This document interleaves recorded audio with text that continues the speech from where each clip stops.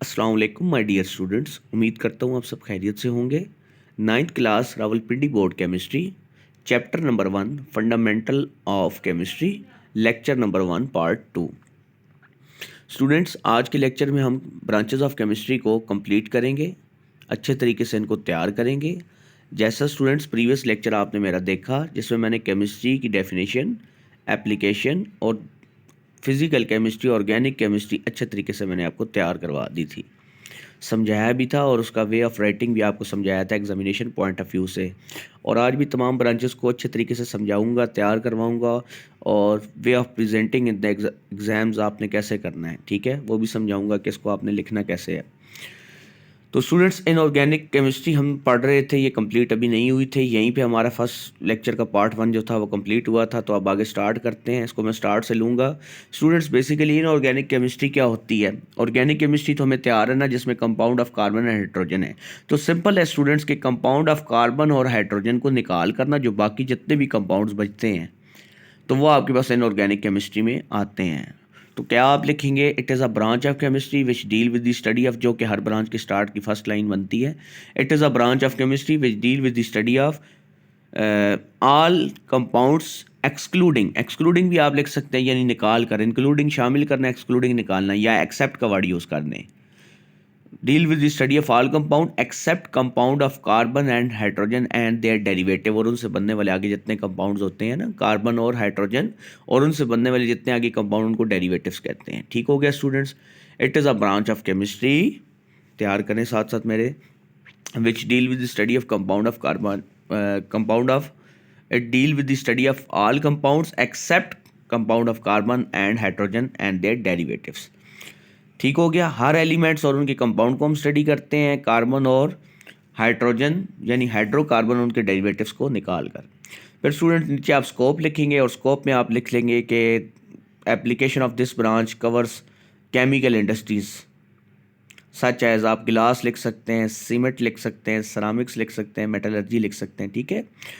और गिलास भी आपको पता है, सीमेंट, इसी तरीके से सरामिक और मेटलर्जी। मेटलर्जी बेसिकली क्या होती है कि ज़मीन से जो हम ओर्स निकालते हैं, ओर्स कहते हैं मिक्सचर ऑफ टू और मोर थिंग, जो ज़मीन से हम इम्प्योर फॉर्म में मेटल्स निकालते हैं, मादनियात निकालते हैं, मिनरल्स निकालते हैं।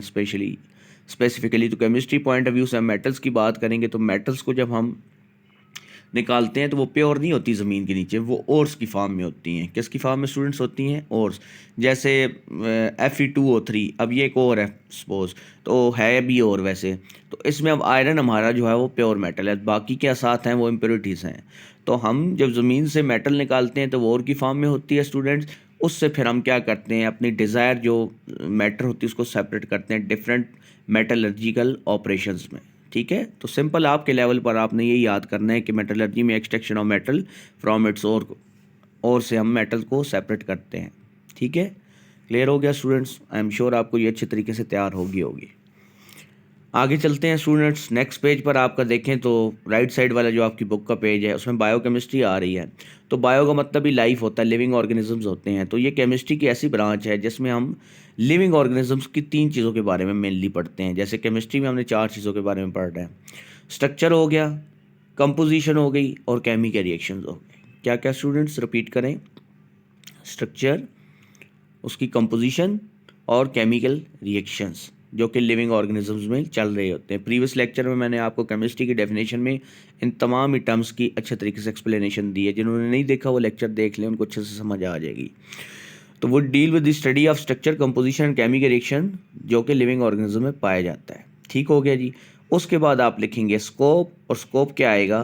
बेसिकली हम synthesis and metabolism of carbohydrates, protein and fats को देखते हैं। ठीक हो गया?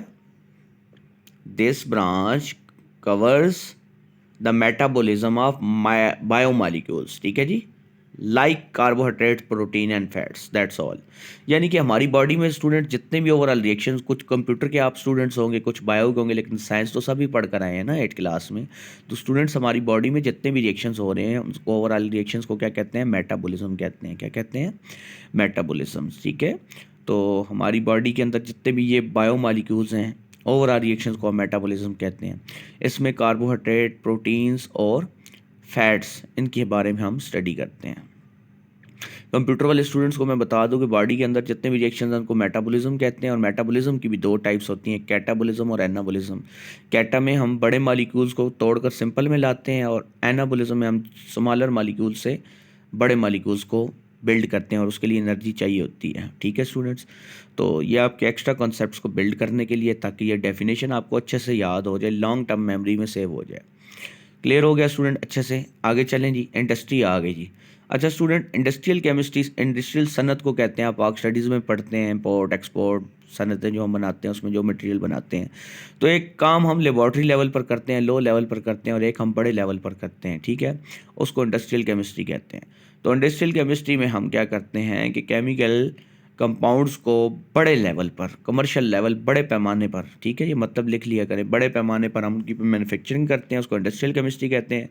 और फिर उसके बाद आप लिख सकते हैं कि this branch covers the fields of fertiliser, soap, textile, ठीक है जी, कपड़ा, साबुन और खाद्य, इन दो तीन इंडस्ट्रीज़ के नाम आप लिख लेते हैं शॉर्ट में, तो आपका 2 नंबर कंफर्म हो जाते हैं। ठीक है, वैसे तो डेफिनेशन भी काफ़ी होती है, लेकिन स्कोप इसलिए स्टूडेंट्स हर ब्रांच के बना रहा हूँ ना, इससे एक अच्छा इंप्रेशन पड़ता है, प्रेजेंटेशन अच्छी होती है, विड्थ मिलती है आपके क्वेश्चन को, और मार्क्स लेने के चांसेस बहुत ज़्यादा बढ़ जाते हैं। क्लियर हो गया स्टूडेंट्स?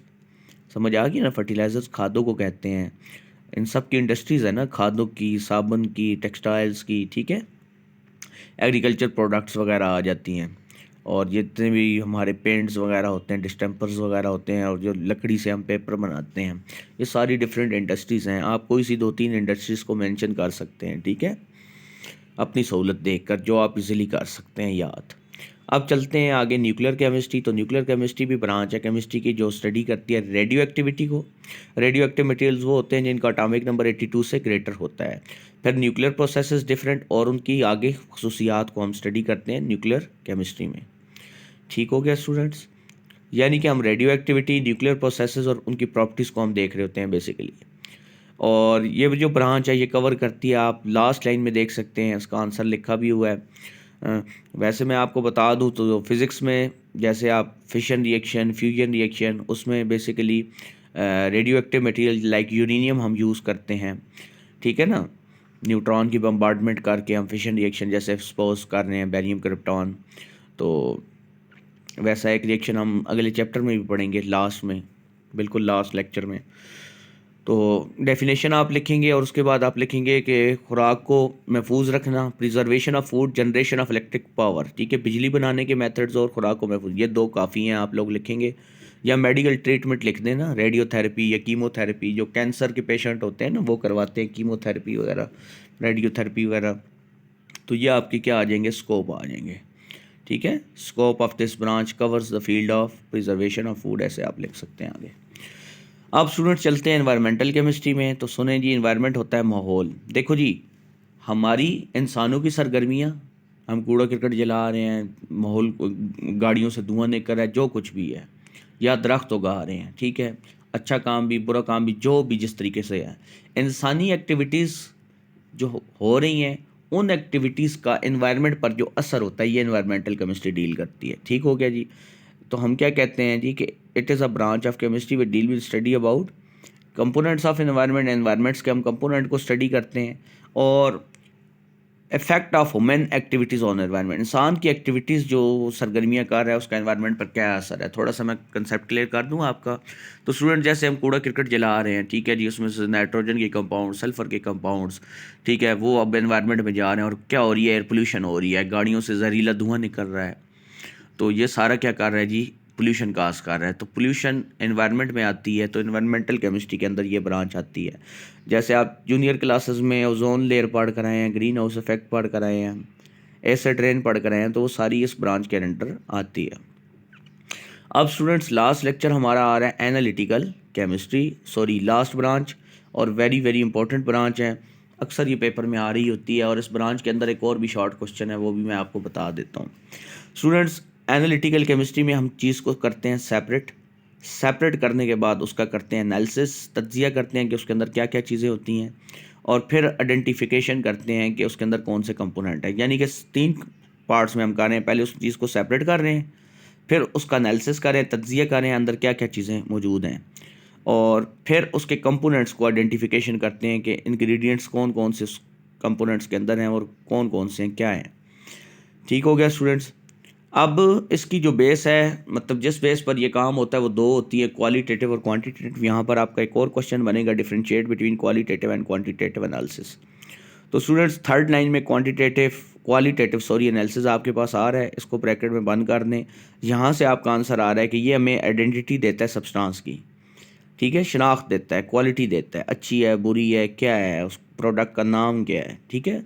नाम ही सिर्फ हमें पता चल जाए इस प्रोडक्ट का, तो ये क्वालिटी को बता रहा है उसकी। ऑन द अदर हैंड को काट के आगे क्वांटिटेटिव एनालिसिस आ रहा है, इसका क्वेश्चन बनेगा जो हमें बताता है कि किसी भी सैंपल के अंदर कितने कंपोनेंट्स अंदर मौजूद होते हैं, ठीक है। कंपोनेंट्स की क्वांटिटी को हम देख रहे होते हैं, मैग्नीट्यूड, फिज़िक्स का जैसे हम यूज़ करते हैं, मैग्नीट्यूड को मैं कहूँगा मिकदार, क्वांटिटी, सैंपल के अंदर कितनी क्वांटिटी है, ठीक है। और this branch covers the field of, जैसे फूड, वाटर, ठीक है, ये आप लिख सकते हैं।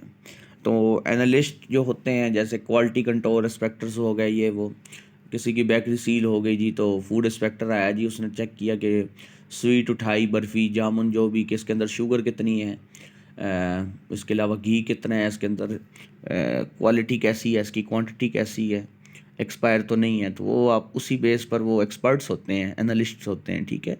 ये वाटर की क्वालिटी को देखने वाले भी होते हैं। तो ये ब्रांचेस थी जी हमारी। उम्मीद करता हूँ आपको अच्छे से तैयार हो गई होंगी। जल्दी से रिकैप करवा देता हूँ, प्रीवियस से हम शुरू करते हैं। तो सबसे पहले जो हमने देखी थी वो इनऑर्गेनिक केमिस्ट्री देखी थी आज के लेक्चर में। बाकी आप प्रीवियस लेक्चर देख लें, आपको अच्छे से समझ आ जाएगा, जिसमें हम compound of carbon and hydrogen, यानी हाइड्रोकार्बन के डेरिवेटिव्स को निकाल कर जो बाकी बचते हैं उनको हम इनऑर्गेनिक में स्टडी करते हैं। फील्ड में सीमेंट, सरामिक, मेटलर्जी में ये यूज़ होता है। फिर बायो में हम लिविंग ऑर्गेनिजम्स के अंदर उनके स्ट्रक्चर, कंपोजिशन और केमिकल रिएक्शंस को हम स्टडी करते हैं। और ये जो ब्रांच है बायो मालिक्यूल्स, जो बॉडी के अंदर मेटाबॉलिज्म, कार्बोहाइड्रेट, प्रोटीन, लिपिड्स, उसको देखती है। फिर इंडस्ट्रियल केमिस्ट्री आई, जिसके अंदर हम मैन्युफैक्चरिंग करते हैं केमिकल कंपाउंड्स की बड़े लेवल पर, कमर्शियल लेवल पर, जैसे फर्टिलाइज़र, साबुन, टेक्सटाइल वगैरह। न्यूक्लियर केमिस्ट्री रेडियो एक्टिविटी को देखती है, न्यूक्लियर प्रोसेसर, उनकी खुसूसियात, उनकी प्रॉपर्टीज़ को देखती है, ठीक है जी। जैसे प्रिजर्वेशन ऑफ फूड और इलेक्ट्रिक पावर जनरेशन, जिनके हम हर ब्रांच की डिटेल में बात कर चुके हैं। एनवायरमेंटल केमिस्ट्री की ह्यूमन एक्टिविटीज़ का एनवायरनमेंट पे क्या रोल आ रहा है। मिसाल के तौर पर हम कौन से ऐसे प्रोसेसेस कर रहे हैं जो एनवायरनमेंट पर पोल्यूशन काज कर रहे हैं, तो इसकी ब्रांच की जो एप्लीकेशन आएगी, तो आप कहेंगे जी इस ब्रांच की जो एप्लीकेशन है वो रिलेट है दूसरी ब्रांचेस के साथ, जैसे biology, geology, ecology. Analytical chemistry आ गई, जिसमें सेपरेशन की, एनालिसिस की और फिर आइडेंटिफिकेशन की। फिर उसके अंदर मज़ीद दो एनालिसिस हमने देख लिए थे। और आखिर में एनालिटिकल के हमने ऐप्स लिख दी कि ये फूड, वाटर और एनवायरनमेंट में यूज़ होता है। तो उम्मीद करता हूँ स्टूडेंट्स आपको अच्छे से लेक्चर समझ आ गया होगा, ठीक है। मेरे आने वाले तमाम लेक्चर्स को देखने के लिए चैनल सब्सक्राइब कीजिए, बेल आइकन को क्लिक कीजिए। ये सारी स्ट्रगल, मेहनत आप लोगों के लिए की जा सकती है, की जा रही है। स्टूडेंट्स जो रसाई नहीं हासिल कर सकते, तो उन लोगों के लिए ये सारी मेहनत है कि वो घर बैठे मेरा लेक्चर देख लें, अच्छे से तैयारी कर लें। केस ऑफ एनी कन्फ्यूजन आप कमेंट सेक्शन में पूछ सकते हैं, और किसी किस्म की आपको हेल्प स्टडीज़ के रिलेटेड चाहिए तो आप पूछ सकते हैं। तो मिलते हैं स्टूडेंट्स नेक्स्ट लेक्चर में, तब तक के लिए इजाज़त दीजिएगा अपने सर को। अस्सलाम वालेकुम।